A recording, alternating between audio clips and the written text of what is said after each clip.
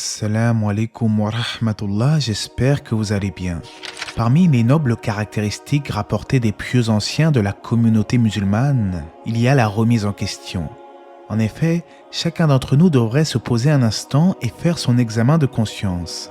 Où en suis-je de ma relation avec Allah? Ne devrais-je pas changer de comportement vis-à-vis de mes relations avec les autres? En effet, aujourd'hui, bien peu sont ceux qui aspirent au changement car ils se disent « je suis comme je suis, un point c'est tout ». Au contraire, le croyant doit chercher à s'améliorer chaque jour, à devenir meilleur qu'hier. Dans la présente vidéo, nous allons donc traiter ensemble de ce sujet primordial de manière approfondie. On en parle tout de suite, après la petite intro.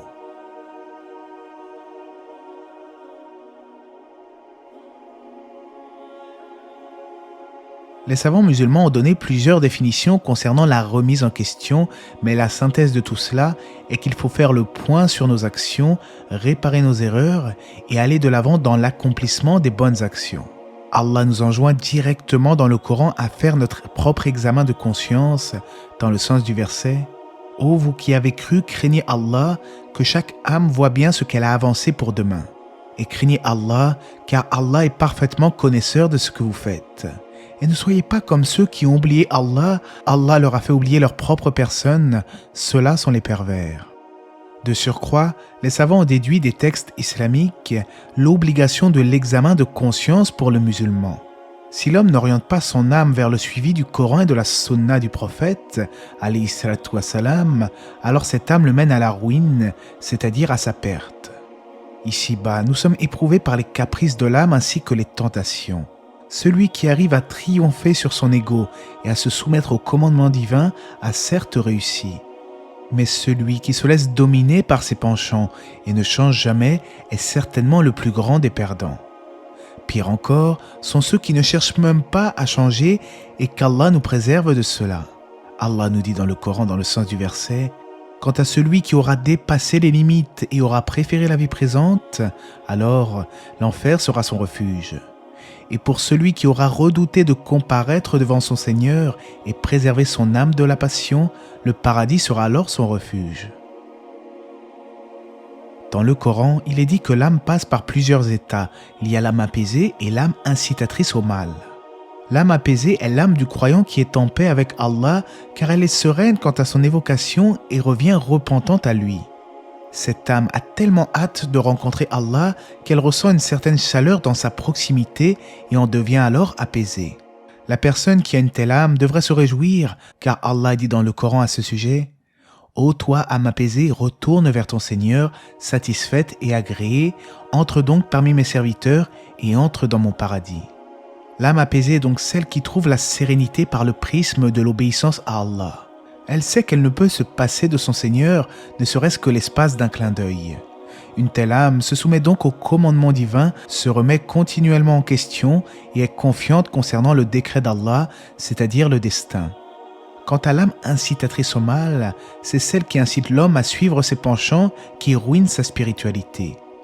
Une telle âme conduit alors l'homme à la dépravation ainsi qu'aux actes blâmables. Si l'être humain ne cherche pas activement la vérité au quotidien ou bien n'apprend jamais sa religion, alors sa vie sera basée sur les désirs de l'âme et il ne fera que sombrer dans l'égarement. Le véritable croyant se doit plutôt de se rappeler qu'il a besoin d'Allah à chaque instant et agir en incitant son âme à accomplir le bien. L'imam Hassan al-Basri disait au sujet de l'âme « Par Allah, le croyant se blâme en toutes circonstances. Il ressent le manquement dans toute entreprise qu'il accomplit, regrette et se blâme.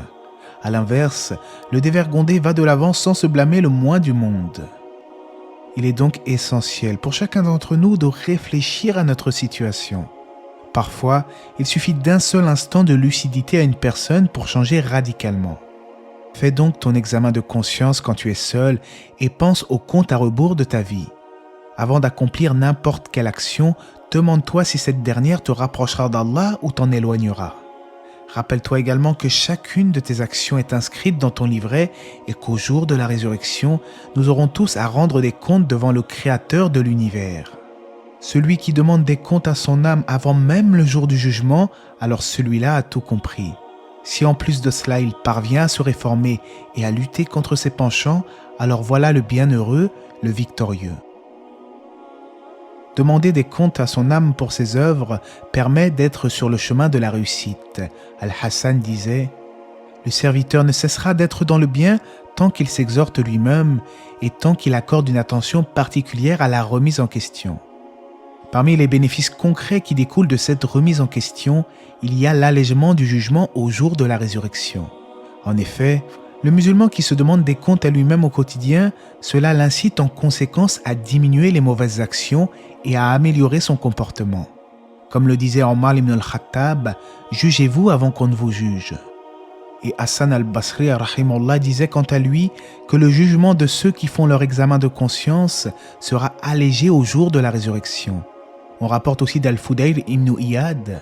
Le croyant se juge lui-même et sait pertinemment qu'il comparaîtra un jour devant Allah, tandis que l'hypocrite ne se soucie guère de l'état de son âme. Qu'Allah fasse miséricorde à celui qui fait son autocritique avant que l'ange de la mort ne vienne prendre son âme. Je tiens à souligner un point essentiel sur ce sujet. La remise en question ne concerne pas uniquement le délaissement des mauvaises actions et l'amélioration du comportement. Cela doit aussi concerner la sincérité dans nos bonnes actions. En effet, lorsque l'un d'entre nous fait une bonne œuvre, il doit là aussi faire son examen de conscience. Est-ce que cette œuvre que j'ai réalisée était exclusivement réservée à Allah ou bien l'ostentation s'est-elle immiscée à un moment donné? En effet, une action réalisée pour autre qu'Allah est totalement caduque en islam et celui qui n'œuvre que pour le regard des gens n'est pas musulman car il est hypocrite. Quant au croyant qui œuvre pour Allah de base, mais voit par la suite l'ostentation s'emparer de lui pendant qu'il accomplit sa bonne action, il doit alors repousser cette ostentation en rectifiant le plus vite possible son intention. Et qu'Allah nous préserve du shirk mineur, c'est-à-dire du polythéisme mineur. Aussi, parmi les fruits qui découlent de l'examen de conscience, il y a le fait que cela aide à bien exploiter son temps libre. Lorsque le serviteur sait que son temps est particulièrement précieux, il l'utilise à bon escient dans les actes qui lui seront profitables pour sa vie de l'au-delà. On pourrait penser que seuls les pécheurs invétérés doivent se remettre en question, mais en réalité cela concerne tous les musulmans car les compagnons eux-mêmes se remettaient régulièrement en question et incitaient à faire cela. Que ce soit les jeunes ou les vieux, les hommes ou les femmes, les ignorants ou les savants, tout un chacun doit pratiquer la remise en question. D'ailleurs, il est triste de constater que certains étudiants en sciences religieuses, lorsqu'ils sont à Médine ou à l'étranger pour l'étude de la religion, laissent apparaître des comportements quelque peu étranges. Au lieu de se remettre en question et chercher leur propre réforme, ils passent leur temps dans les sujets de la critique des autres prédicateurs. Et cela en se focalisant uniquement sur les histoires de mise en garde. Je ne nie pas qu'il y a parfois besoin de réfuter des idées déviantes qui se seraient propagées dans la communauté. J'ai d'ailleurs moi-même réalisé quelques vidéos de réfutation à l'occasion. Mais de se focaliser exclusivement sur ces sujets au détriment des sujets primordiaux et de surcroît sans une once de douceur, alors cela n'est pas convenable. Cheikh Al-Uthaymin rahimahullah avait lui-même condamné vivement l'esprit partisan, car certes, l'esprit sectaire fait en sorte que les adeptes d'un groupe ne se remettent que rarement en question concernant leur méthodologie. C'est pour cela qu'il incombe à tout musulman, y compris les étudiants en sciences religieuses, voire même aux savants, de procéder à leur propre examen de conscience afin d'en tirer bénéfice. Mais alors comment faire son examen de conscience ? Le meilleur moyen pour faire son examen de conscience est de se rappeler du regard d'Allah sur nous. Il nous observe constamment à chaque instant, il connaît nos pensées les plus secrètes. Allah dit dans le Coran dans le sens du verset « Nous avons effectivement créé l'homme et nous savons ce que son âme lui suggère et nous sommes plus près de lui que sa veine jugulaire. » En se remettant en question, le serviteur craint Allah davantage et se ressaisit quant à ses négligences. Il se rappelle de l'interrogatoire au jour de la résurrection et du côté éphémère de cette vie profane.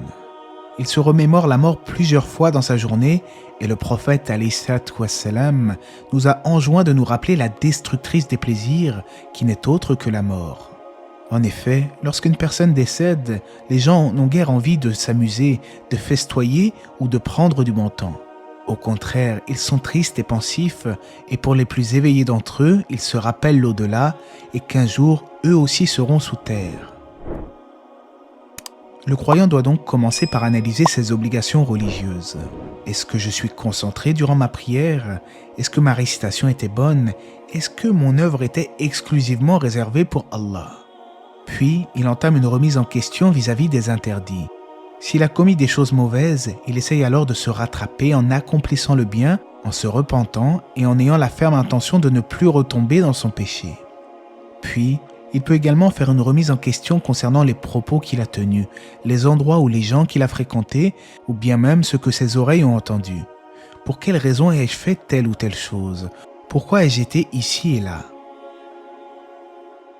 En définitive, il incombe aux serviteurs croyants de prendre un moment de réflexion au moins une fois par jour pour faire le bilan des actions qu'il a réalisées.